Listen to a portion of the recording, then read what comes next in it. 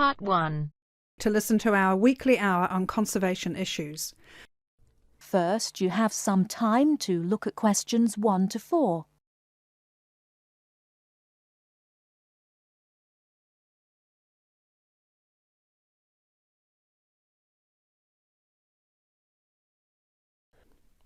Thank you very much for tuning in today to listen to our weekly hour on conservation issues. Last week we spoke about the impact of environmental changes on primates, and this week, to continue the theme, we have invited in a specialist by the name of Professor Andrew Ripley, all the way from USA, to tell us more about the problems faced by the cat family. Professor Ripley, thank you very much for joining us today. It's my pleasure. Thank you very much for inviting me. So I understand that you spent a great proportion of your time travelling the globe and monitoring changes in population levels of the cat family. Yes, that's correct. Of course, we're not talking about the domestic cat here, but their majestic cousins such as the lion, tiger and jaguar, to name but a few. Which member of the cat family do you yourself find to be the most fascinating? Well, I've spent a lot of time recently studying jaguars, but the lion is still my personal favourite. It is the world's most social cat, and unusual in the way in which it chooses to group together with others of its species. Prides of lions basking in the sunshine are probably one of people's most vivid perceptions of the African bush. Yes, certainly. I totally agree with you. Can you tell me the current lion population in Africa these days? Before you hear the rest of the conversation, you have some time to look at questions 5 to 10.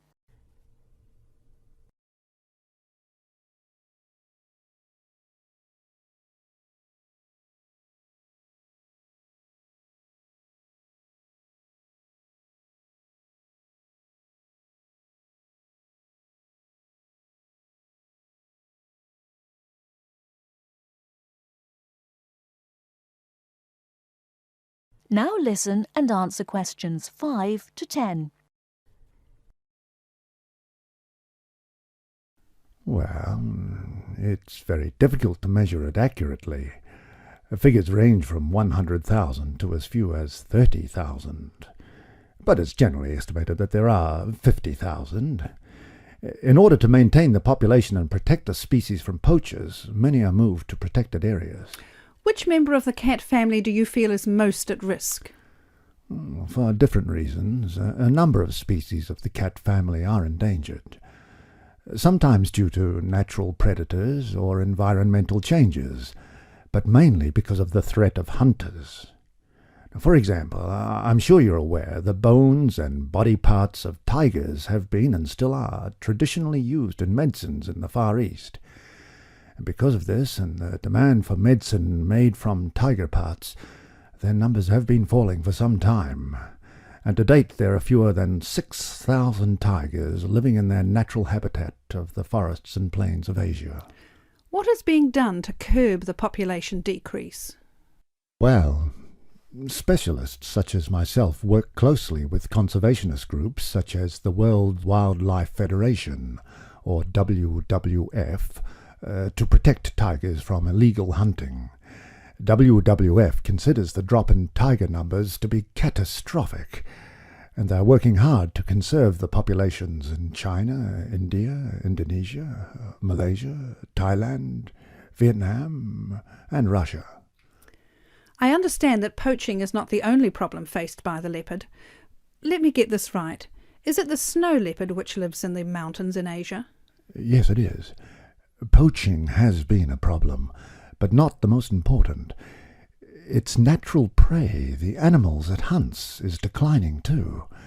Its natural habitat in high-altitude areas, specifically the pastures, is threatened by the growth of agriculture.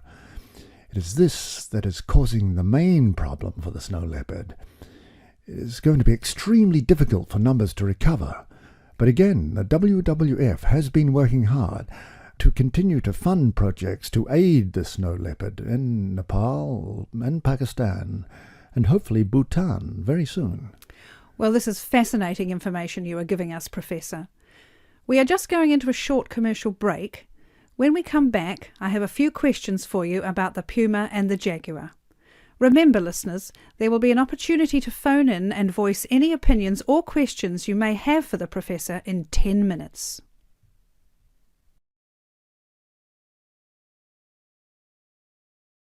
That is the end of part 1. You now have half a minute to check your answers.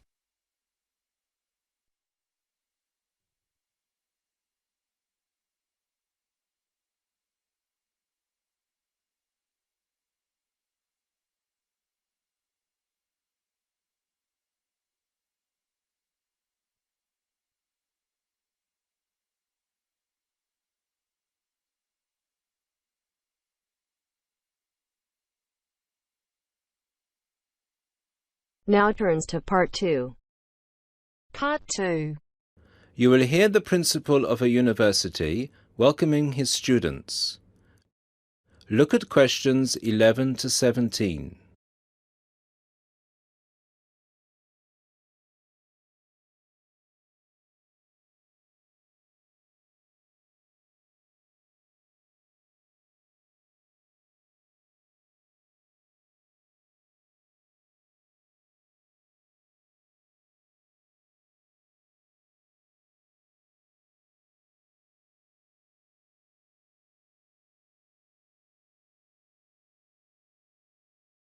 Listen to the first part of the lecture and answer questions 11 to 17.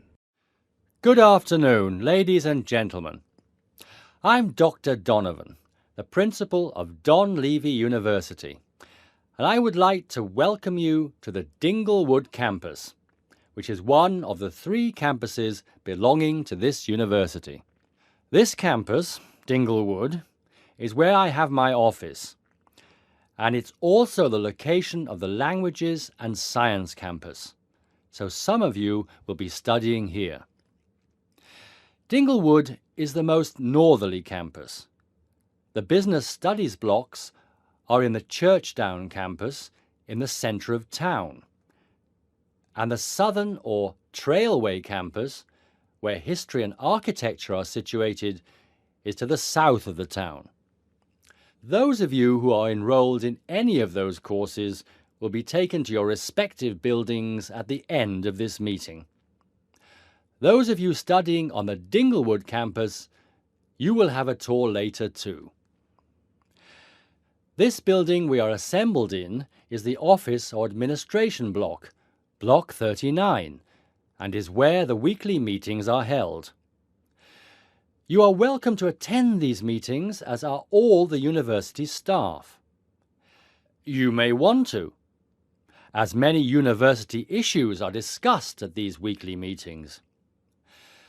The meetings take place at 1:30 every Tuesday, so please stop by. 2 other important buildings are also located on this campus, the cafeteria and the on-site shop. You can purchase all the required books and any stationery you need for your courses at this shop. Please bear in mind that even though you have shown your ID passes to enter the site, you still need to use them again to buy anything in the shop or cafeteria. This is for security reasons. Now look at questions 18 to 20.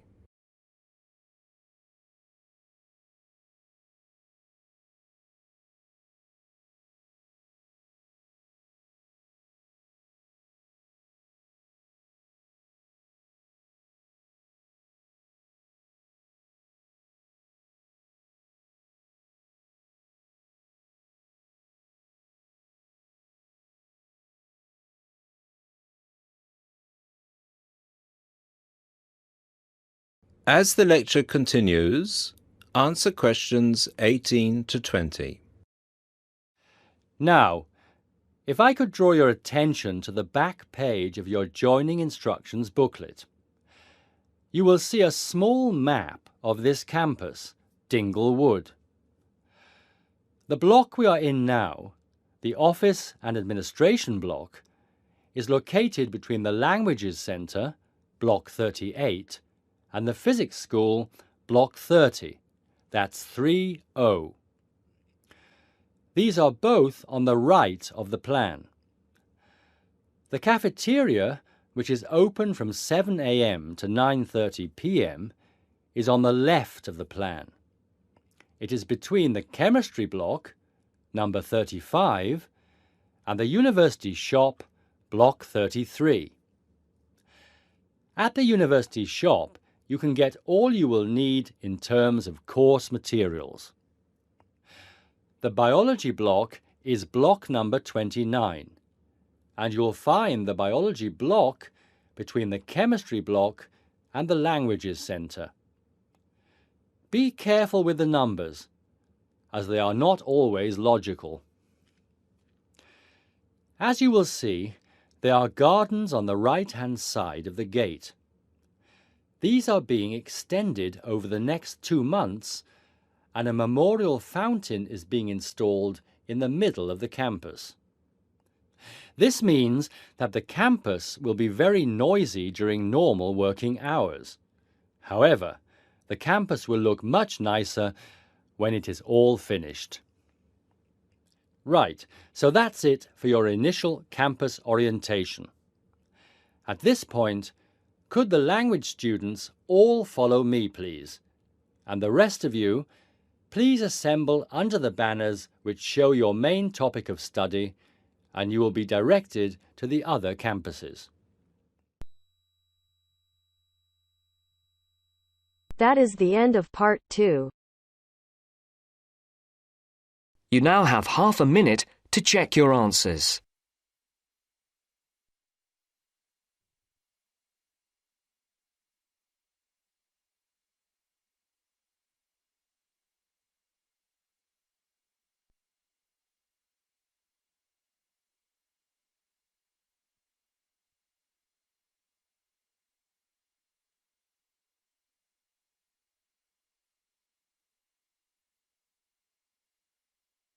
Now turns to part 3.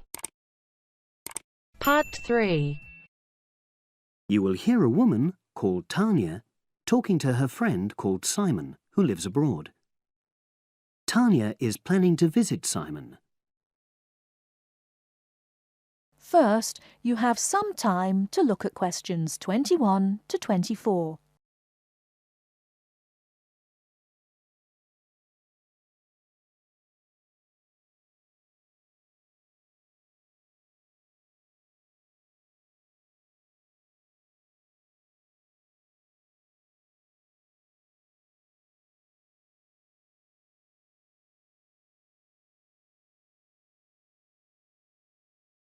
Now, listen carefully and answer questions 21 to 24.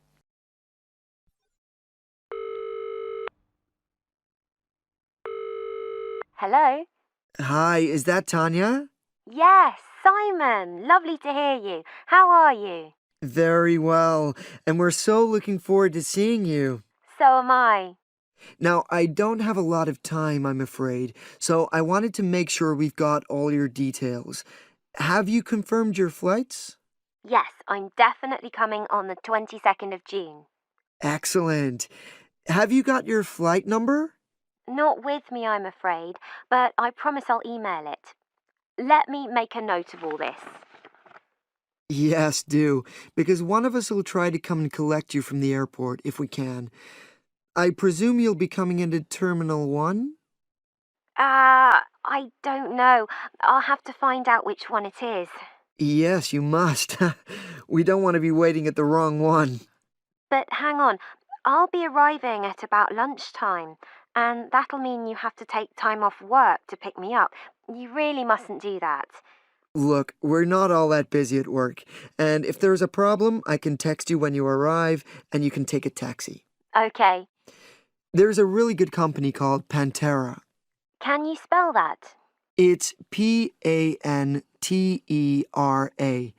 They have a stand at the airport.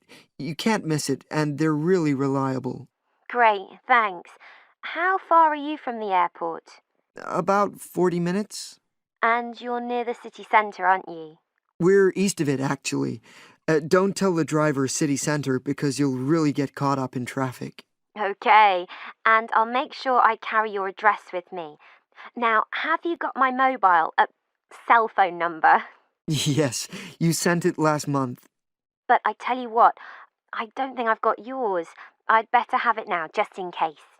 Okay, and I changed it recently anyway. Ready? It's 07765 328 411. Before you hear the rest of the talk, you have some time to look at questions 25 to 30.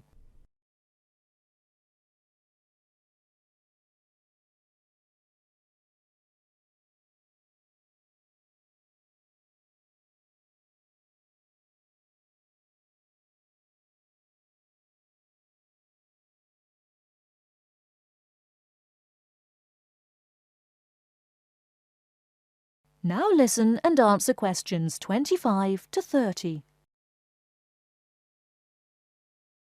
Thanks. Now, what should I pack? Well, all the usual, casual clothes mainly. Though you'd better bring an evening dress. We'll be having at least one fancy dinner in a hotel restaurant. Okay, now, when you're coming, unfortunately the weather is not going to be brilliant. I know, it's the rainy season. I'm bringing an umbrella. We have tons of those, so don't pack one. But pack a raincoat, a good one, 'cause we'll try and get out for plenty of hikes. Okay, sure. Sounds super. Just what I love. And I'd better remember to pack my sturdy walking shoes. Excellent idea. It's pretty rugged round here, so they have to be tough. I can imagine. I'm so looking forward to getting out. Oh, Simon, before I forget, you recommended I read a book about your area. Yeah. What was the name again? I'd like to read it to get an idea of the history, etc.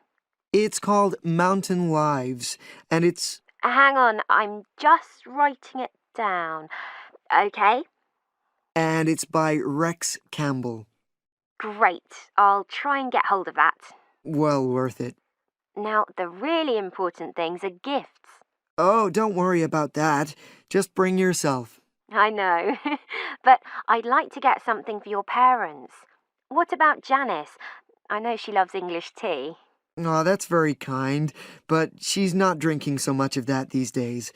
But she'd love some chocolate. You know her favorite. Oh, yes.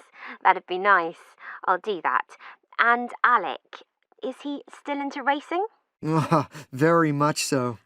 I was thinking of bringing a calendar, with horse racing pictures. What a good idea. He'd love that. Great. So that's about it, I think. Yes, I think so. So you'll send me your number again? That is the end of part 3. You now have half a minute to check your answers.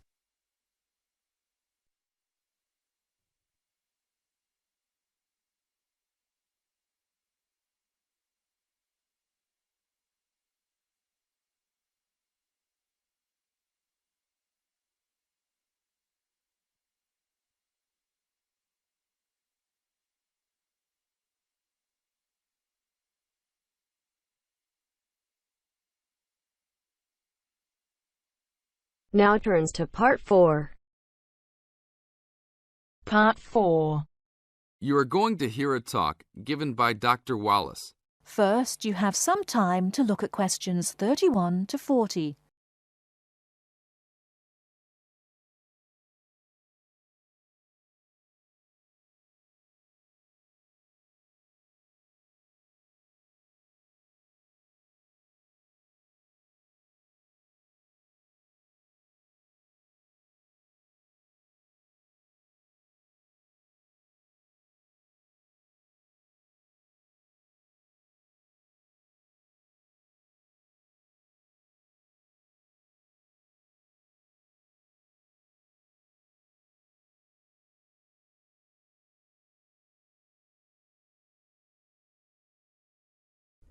Now, listen carefully and answer questions 31 to 40. Good afternoon. I'm glad you all found your way here. Now I'd like Dr. Wallace to introduce us to the Arboretum. Good afternoon. Although at first glance the Arboretum may look like a park, it is a research and teaching facility that also provides a place for people to develop a positive relationship with nature. When the University of Wisconsin-Madison purchased the land, mostly during the 1930s, much of it bore little resemblance to its pre-settlement state. Instead, it had been turned into cultivated fields and pastures that had fallen into disuse. The university's Arboretum Committee decided early on to try to bring back the plants and animals that had lived on the land before its development. Though they may not have anticipated it at the time, the committee's foresight resulted in the Arboretum's ongoing status as a pioneer in the restoration and management of ecological communities. In focusing on the re-establishment of historic landscapes, particularly those that predated large-scale human settlement, they introduced a whole new concept in ecology: ecological restoration, the process of returning an ecosystem or piece of landscape to a previous, usually more natural condition. Madison was a fast-growing city in the 1920s. Fortunately, some leading citizens recognized the need to preserve open space for Madison's residents. Most of the Arboretum's current holdings came from purchases these civic leaders made during the Great Depression.